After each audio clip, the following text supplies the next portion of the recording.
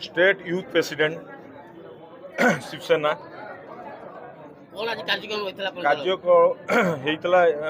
सबु जिलार सभापति मान डकाई आमर आगू केमती शिवसेना हिंदुत्व को बंचेब आगू बढ़ेब से आम कार्यक्रम होता आमर सबु जिलार सभापति मैंने आसते आमर रुद्राई आसते आमर भाई आसते तो आमर जी भुवनेश्वर सभापति अच्छा से भाई आमर आज बैठक करते तो से आम हिंदुत्व को लेकिन आगू केमती बढ़ से विषय कार्य संगठन स्तर रे कोन आलोचना है संगठन तल रूराल एरिया रे जो माने ख्रिस्टियन धर्म को जाउचंती जो माने ख्रिस्टियन धर्म को जाउचंती से आम आगे प्रतिवाद आरंभ करूँ बोली लगिचु जमी हिंदुत्व आमर बंचब कहीं आजिका डेट्रे हिंदुत्व आम लड़ाई करूँ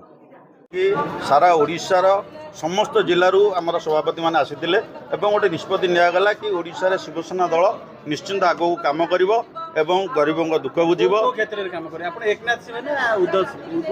ना आमर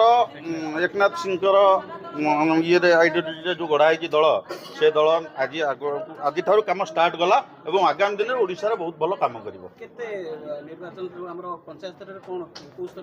आम तो बर्तमान पंचायत स्तर को जाइनु कि राज्य स्तर को जाइनु आम बर्तमान संगठन आरंभ कलु आगामी दिन में संगठन को सुदृढ़ कर ओडिशा निश्चय आगक नब बोली आशा रखी निश्चिंत